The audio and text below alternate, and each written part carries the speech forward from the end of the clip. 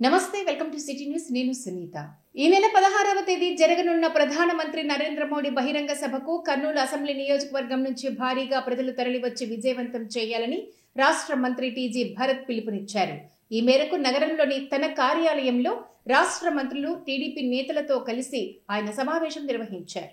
ఈ నెల 16వ తేదీ జరగనున్న ప్రధానమంత్రి నరేంద్ర మోదీ బహిరంగ సభను విజయవంతం చేసేందుకు రాష్ట్ర మంత్రి టీజీ భరత్ అవసరమైన అన్ని చర్యలు తీసుకుంటున్నారు. ఇందులో భాగంగా తన కర్నూలు అసెంబ్లీ నియోజకవర్గం నుంచి భారీగా ప్రజలను బహిరంగ సభకు తరలించేందుకు అవసరమైన చర్యలు తీసుకుంటున్నారు. ఈ క్రమంలోనే గత వారం రోజులుగా ఆయన ప్రతిరోజు వార్డు ఇన్ఛార్జీలు, పార్టీ నాయకులు, కార్యకర్తలతో సమీక్షా సమావేశాలు నిర్వహిస్తూ ముందుకు సాగుతున్నారు. ఈ క్రమంలోనే హోటల్ మౌరియన్ కాంప్లెక్స్లో ఉన్న తన కార్యాలయంలో ఈరోజు కూడా సమావేశం నిర్వహించారు. ఈ సమావేశంలో రాష్ట్ర మంత్రులు, మాజీ మంత్రులు, టీడీపీ నాయకులు, కార్యకర్తలు పాల్గొన్నారు. ఈ నెల 16వ తేదీ జరగనున్న ప్రధానమంత్రి బహిరంగ సభకు కర్నూలు అసెంబ్లీ నియోజకవర్గంలోని అన్ని వార్డుల నుంచి భారీగా ప్రజలను తరలించేలా కృషి చేయాలని సంబంధిత వార్డు ఇన్ఛార్జీలు, పార్టీ నాయకులు, కార్యకర్తలకు దశా దిశ నిర్దేశం చేశారు.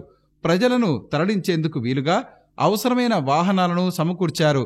రాష్ట్ర మంత్రి టీజీ భరత్ ఆదేశాల మేరకు కర్నూలు అసెంబ్లీ నియోజకవర్గంలోని పార్టీ నాయకులు, కార్యకర్తలు తమ తమ వార్డుల నుంచి ప్రజలను అధికంగా బహిరంగ సభకు హాజరయ్యే విధంగా సంసిద్ధం చేశారు. ప్రధాని బహిరంగ సభకు కర్నూలు అసెంబ్లీ నియోజకవర్గం నుంచి అధిక సంఖ్యలో జన సమీకరణ చేయటం ద్వారా రాష్ట్ర మంత్రి టీజీ భరత్ తన ప్రత్యేకతను చాటుకోనున్నారు.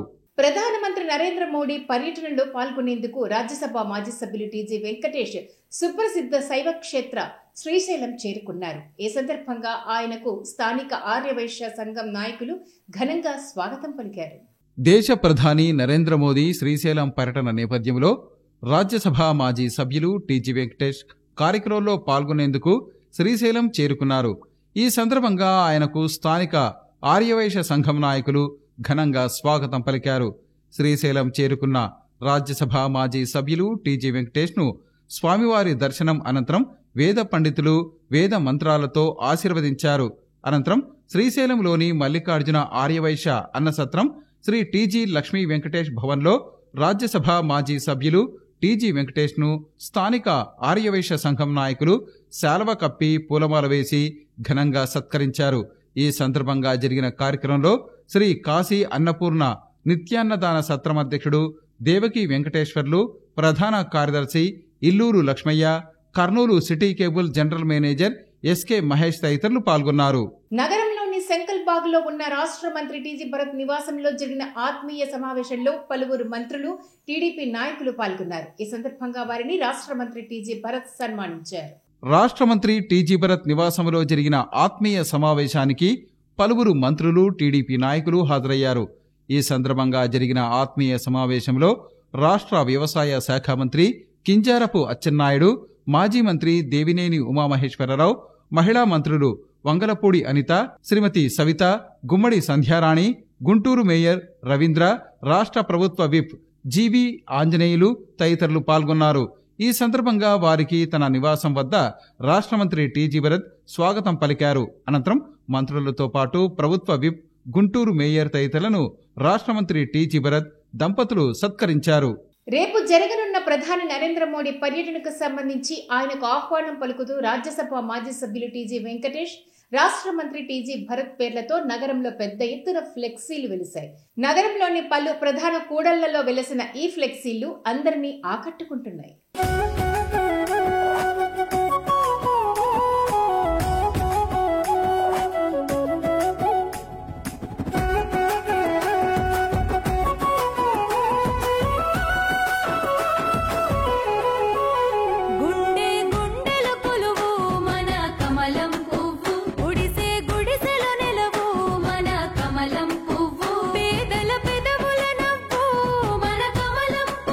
ప్రగతుల వడిసెల రువ్వు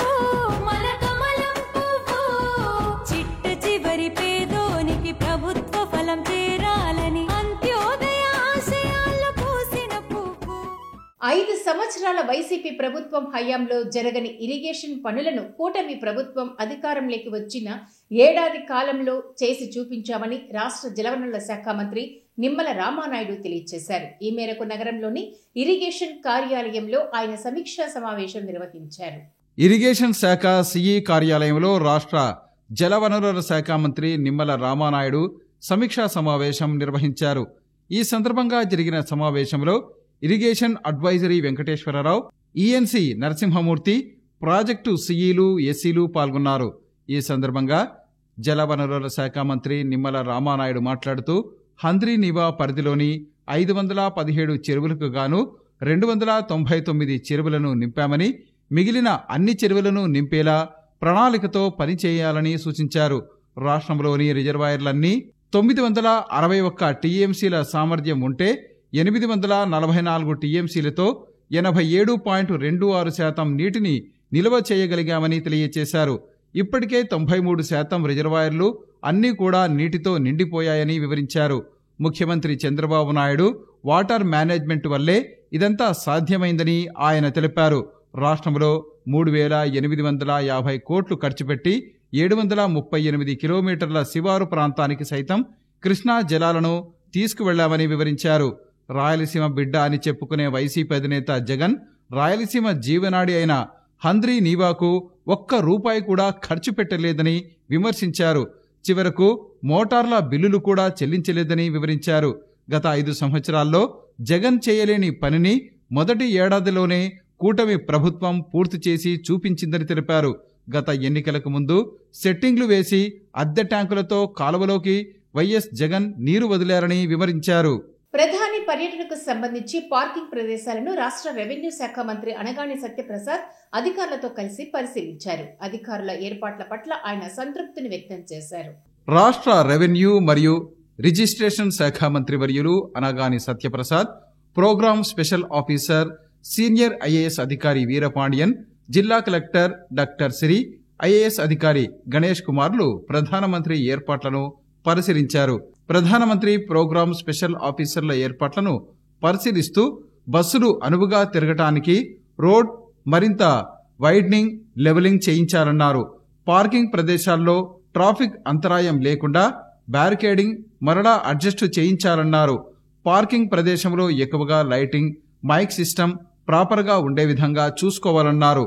కార్యక్రమంలో Gopalapuram MLA Venkataraju, Anantapuram joint collector Shiv Narayan Sharma తదితరులు పాల్గొన్నారు. ఇవి ఇవాల్టి సిటీ న్యూస్ అప్డేట్స్. రేపు ఇదే సమయానికి ఇక్కడ ఇలాగే కలుద్దాం. Until then keep watching city news.